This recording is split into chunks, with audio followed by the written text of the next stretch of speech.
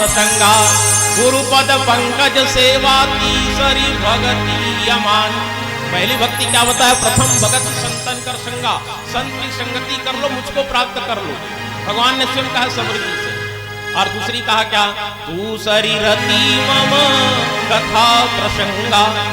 दूसरी भक्ति है मेरी कथा में मन को लगाना। जो मन लगा करके मेरी कथा सुनता है। कथा कहने वाला कौन, कैसा, इस पर मत जाइए। कथा किसकी है उस पर चलिए। कथा कहने वाले को मत देखिए, कथा किसकी है उस पर ध्यान दीजिए, उस पर रति लगाइए, उस पर मन लगाइए, तभी मुक्ति मिलेगी। बोलो भागवत भगवान की जय। नहीं तो फिर से पुनरपि जननम पुनरपि मरणम पुनरपि जननी जठरे शयनम, इसी में फंसे रहो। तो बोले अब क्या करना पड़ेगा? बोले इनको मोक्ष दिलाना है ना गोकर्ण जी, तो फिर से भागवत की कथा सुनाऊंगा। और इतना कह देना कि अब 7 दिन ध्यान से सुने तभी मुक्ति मिलेगी, नहीं तो मिलने वाली नहीं। तो सब नगरवासी कहने लगे, कहा गोकर्ण जी हम क्षमा चाहते हैं, हमने कथा नहीं सुना, बैठे जरूर थे, शरीर यहाँ था, मन कहीं और। मन के हारे हार है और मन के जीते जीत। जिसने मन को जीत लिया प्यारे, वही दुनिया को जीत लेता है। मन पर काबू, देखो शरीर पर काबू कर सकते हैं, आंख को कह सकते हैं इधर उधर मत देख, आंखें देख सकता है।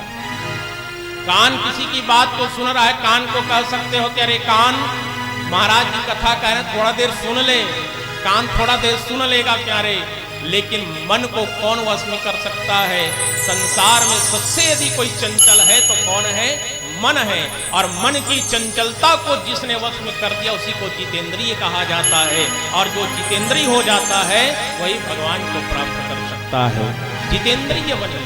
महाराज परीक्षित जितेंद्रिय बन के बैठा हुआ है, जबकि उनका मन कहाँ दौड़ रहा था? आज से 7वें दिन तक्षक नाग के काटने से मेरी मृत्यु होने वाली है। लेकिन जैसे ही सुखदेव जी के श्री चरणों पर बैठा तो मन एकाग्र हो गया। और जिनकी मन एकाग्र हो जाती है उसी को मुक्ति मिलती है। समस्त नगरवासी हाथ जोड़ करके भगवान गोकर्ण से कहने लगे, कहा गोकर्ण जी हमारा निवेदन है आप फिर से भागवत की कथा सुनाइए, और हम आपको विश्वास दिलाते हैं कि आज पूरा नगरवासी 7 दिन ध्यान से आपकी कथा को सुनेगा, भगवान की कथा को सुनेगा। और भगवान के पार्षद दुनकारी को रथ में बैठा करके भगवान ने हरिलाल हुई। लगातार 14 दिन कथा किसी ने किया तो किसने किया? गोकर्ण जी ने किया। एक 7 दिन की कथा अपने भाई दुनकारी को मुक्ति प्रदान करा दिया। फिर 7 दिन की कथा समन को मुक्ति दिला गया। सबके सब सदैव भगवान के धाम पर जो मुक्ति दिला देता है। भगवान की कथा, भागवत की कथा ऐसी ही दिव्य कथा है।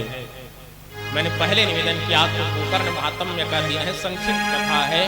कल से ज्ञान यज्ञ प्रारंभ होगा। 7 दिन का सप्ताह ज्ञान यज्ञ इसीलिए कहा गया, इसमें केवल ज्ञान की आहुति दी जाएगी, ज्ञान मिलना है।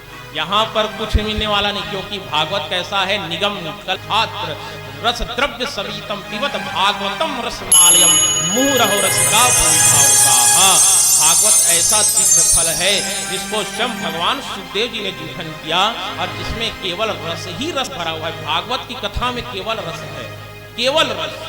और उस रस को जिसने पी लिया, कौन से रस को? उस फल के रस को जिसको स्वयं भगवान सुखदेव जी के मुंह से निकला हुआ है। भगवान सुखदेव कौन?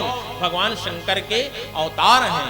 ऐसे दिव्य आत्मा ने जिसके मुंह से भागवत की कथा संसार पर फैली, ऐसे भागवत की कथा रूपी रस के फल के रस को जिसने किया, उसी जीव का कल्याण होता है।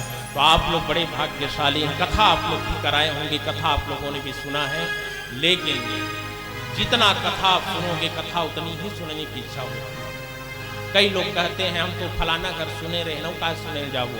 कथा नीत नहीं हो जाती है साहब, कथा कभी पुरानी नहीं होती। वही भागवत का तो वही गोकर्ण की कथा होगी, वही परीक्षित तो श्राप लगेगा, वही राम जन्म में और क्या रखना है। वो तो पुराना बेटा अमर श्राद्ध करा ही कि नहीं करा।